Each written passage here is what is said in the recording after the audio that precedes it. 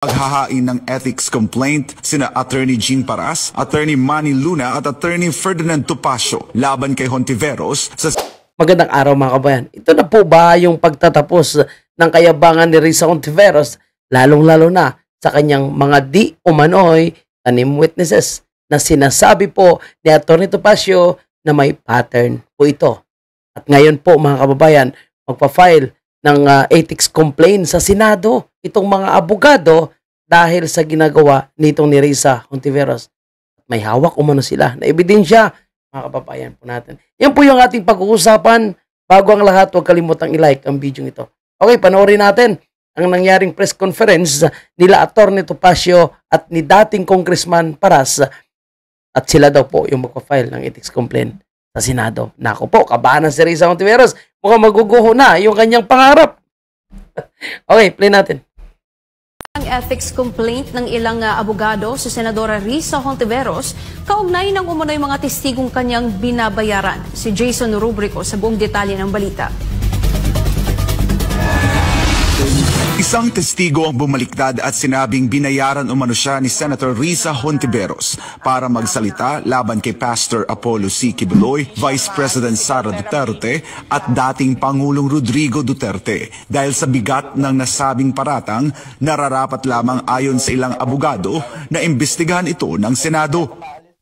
It has gotten to a point na kailangan na po talaga ng Senate investigation sa Ethics Committee. Nako po, Risa, kabahan ka na. Against Senator Risa Hontiveros. Abot na yung point na si Senator Hontiveros karoon ng parang pattern of bringing witnesses to her investigation who are false witnesses.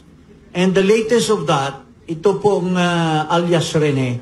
Nako. Or his real name is Michael Murillo. Michael Murillo. Ay nagsalita na po na siya po ay binayaran allegedly ni Hontiveros.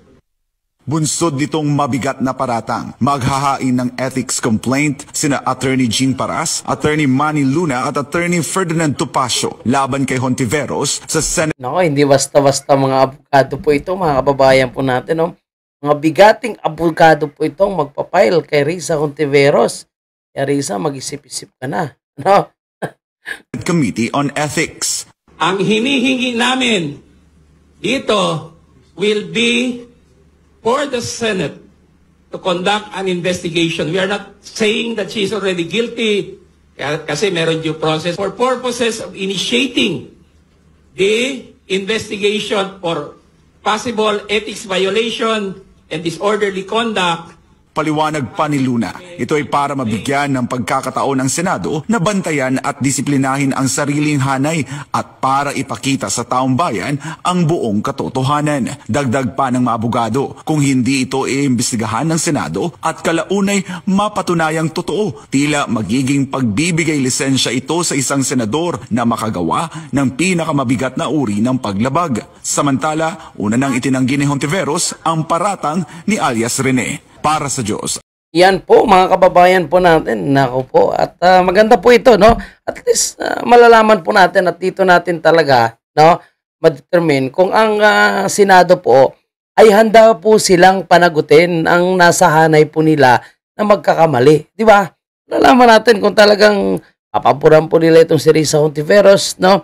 At kung magaganap nga yung sinasabi ni Senator Robin Padilla na final na niya ng resolution na magkakaroon ng investigation dito po sa mga tanim witnesses na nangyayari, di maganda rin, no? May ethics complaint, may investigation, at sinabi nga Senator Robin Padilla, ito is hindi dahil hindi sila magkapariho ng partido, itong si Risa Hontiveros, kundi talagang gusto malaman kung ano ang katotohanan, lalong-lalo na po dito sa mga maanumalyang tanim witnesses, no?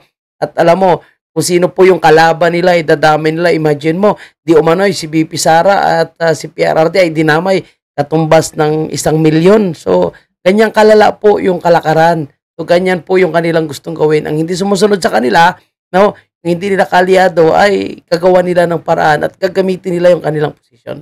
So, wag naman ganoon. Kasi itong mga pink dilaw, sa totoo lang mga kabayan po natin, hindi po sila marunong lumaban ng patas. Kasi alam nila kapag lumaban sila ng patas, talo talaga sila. Wala talaga silang panalo. O, tingnan mo ngayon, itong si Risa Hontiveros, sila Dilima, sila Kiko, sila Bam, anong ginagawa nila? Paninira yung ginagawa nila. Diba? Atake yung ginagawa nila. Ito yung mga Duterte. No? Ginagawa lang nila yung tama ang kanilang trabaho. Diba? Tapos sila yung binabanatan ngayon at dahil hindi nila kaya sa lumalabas sa survey, kinangunguna po itong ating Vice Presidente na kahit anong gawin nila, may impeachment sila, may lustay silang tinatawag, may mga magnanakaw, may mga mamamatay tao na silang minamarka dyan sa mga Duterte, pero useless po dahil alam ng taong bayan eh. Kasi alam mo, yung magaling na leader, ikukumpara mo lang si Bongbong Marcos, itong si Tatay Digong, si Bongbong Marcos masyadong maingay, pero walang ginagawa. No? Parang shallow water nga, na maingay kasi mababaw. Yung tahimik, yun talaga yung makikita mo na talaga nagtatrabaho. Si Tatay Digong, kita mo yung daming ginawa niya. No? Hindi pa ganun kalaki yung pundo na nakalaan. Ngayon, tingnan mo, ang laki ng pundo kay Bongbong Marcos. Pero, walang ginagawa. Ngayon, nag-iikot, umaangal, galit na daw dahil sa mga anomalya sa flood control. No? Pero, wala namang ginagawang aksyon. So, ganun din po itong sila Risa Hontiveros, na ngayon is parang sanib puwersa na sila, no, para ipa-impeach itong si BP Sara, kasuhan ng kung ano-ano.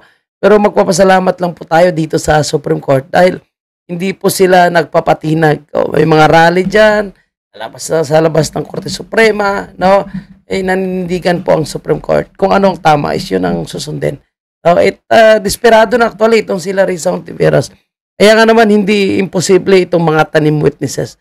Siyempre, kagaya ng sinasabi ng abogado dyan, tayo rin, hindi naman sinasabi natin guilty agad itong si Risa Hontiveros. Siyempre, may due process at gusto natin na dumaan sa tamang due process at sila mismo ang magdisiplina sa kanilang kabaro itong si Risa Hontiveros. Of course, ibalansi Manila yan, yung complaint, yung ebidensya at itong mga, siyempre, palusot ni Risa Hontiveros. Magaling yan eh. At alam mo yung mga lumalaban po sa sinasabing demokrasya, free country, freedom of speech. Ito si Risa Hontiveros, siya po yung nag-file ng mga kaso, tandaan niyo po sa mga vloggers natin, sa mga vloggers ng mga Duterte, na pinalabas niya na kasabwat daw doon sa paglabas ni Alias Rene. Yung totoo mga kababayan, wala namang kasabwat doon sa paglabas ni Alias Rene, kundi inisyatiba yun ni Alias Rene na maglabas dahil siya ay nakukonsensya at sinasabi niya na gusto niyang bumawi sa kanyang makasinungalingan doon sa kanyang sinabi sa mga hearing ni Risa Hontiveros at sinasabing siya ay binayaran, binigyan ng bahay, kalaunan ay tinatakot na para po dito sa kanyang pagsasalita. So, bukod si Alias Rene para may kaso. And hindi pa na-resolve yan yung mga complaint doon sa mga vloggers. At yan po yung ating pakabangan. At ako excited ako dito na magkaroon po ng kaso complaint laban kay Risa Hontiveros dito mismo sa Senado na kanyang ginagawang teritoryo, kababayan. Salamat po sa ating taga-suporta. Of course, sa mga taga-panood po natin, huwag kalimutan i-like ang video ito. And bukas po yung ating comment section, mga kababayan po natin, para sa inyong comment at opinion sa isyong ating tinalakay. Excited ba kayo sa mangyayaring ethics complaint na ito at sa pagdinig sa tanim witness? Nako po, ako po ay sobrang excited. Okay, maraming salamat.